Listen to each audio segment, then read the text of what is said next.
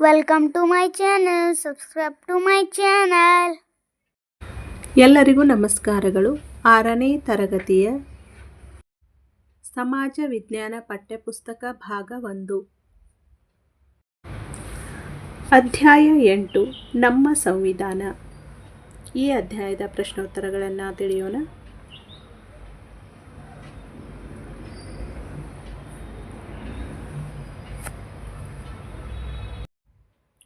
ಅಭ್ಯಾಸಗಳು. ಖಾಲಿ ಬಿಟ್ಟ ಸ್ಥಳಗಳನ್ನು ಸೂಕ್ತ ಪದದಿಂದ ಭರ್ತಿ ಮಾಡಿ. ಸಂವಿಧಾನ ಕರಡು ರಚನಾ ಸಮಿತಿಯ ಅಧ್ಯಕ್ಷರು ಡಾಕ್ಟರ್ BR ಅಂಬೇಡ್ಕರ್ ಆಗಿದ್ದರು. ನಮ್ಮ ಸಂವಿಧಾನವನ್ನು ಜನವರಿ 26, 1950 ಜಾರಿಗೊಳಿಸಲಾಯಿತು. ಸಂಸತ್ತಿನ 2 ಸದನಗಳು, ರಾಜ್ಯಸಭೆ ಮತ್ತು ಲೋಕಸಭೆ. ಕೆಳಗಿನ ಪ್ರಶ್ನೆಗಳಿಗೆ ಉತ್ತರ ಬರೆಯಿರಿ.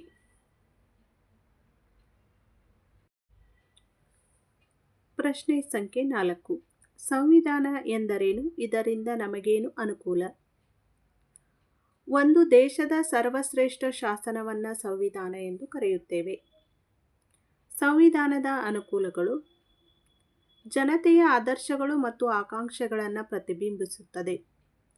ಸುಖಿ ರಾಜ್ಯ ಸ್ಥಾಪನೆಗೆ ಸಹಾಯಕ. ಸರ್ಕಾರದ ನೀತಿ ಮತ್ತು ಕಾರ್ಯವಿಧಾನಗಳನ್ನು ನಿಯಂತ್ರಿಸುತ್ತದೆ. ಪ್ರಜೆಗಳ ಹಕ್ಕುಗಳನ್ನು ರಕ್ಷಿಸುತ್ತದೆ. ಪ್ರಶ್ನೆ 6.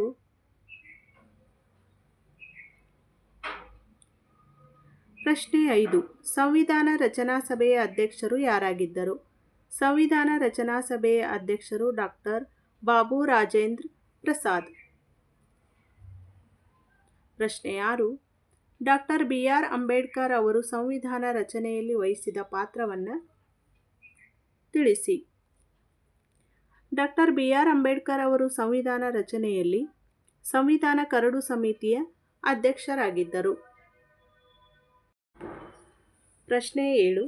ಗಣರಾಜ್ಯವೆಂದರೇನು? ರಾಜ್ಯದ ಚುನಾಯಿತ ಮುಖ್ಯಸ್ಥರಿರುವ ವ್ಯವಸ್ಥೆಯನ್ನು ಗಣರಾಜ್ಯ ಎನ್ನುವರು. ಜಾತ್ಯತೀತತೆ ಎಂದರೇನು? ಧರ್ಮದ ಹೆಸರಿನಲ್ಲಿ ಪಕ್ಷಪಾತ ಮಾಡದೆ ಎಲ್ಲ ಮತಧರ್ಮಗಳನ್ನು ಸಮಾನ ದೃಷ್ಟಿಯಿಂದ ನೋಡುವುದನ್ನೇ ಜಾತ್ಯತೀತತೆ ಎನ್ನುವರು.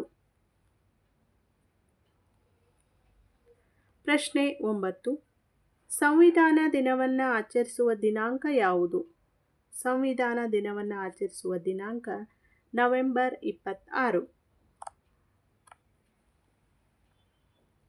ಭಾರತ ಸಂವಿಧಾನದ ರಚನಾ ಸಭೆಯಲ್ಲಿದ್ದ ಮಹಿಳಾ ಸದಸ್ಯರುಗಳನ್ನು ಹೆಸರಿಸಿ.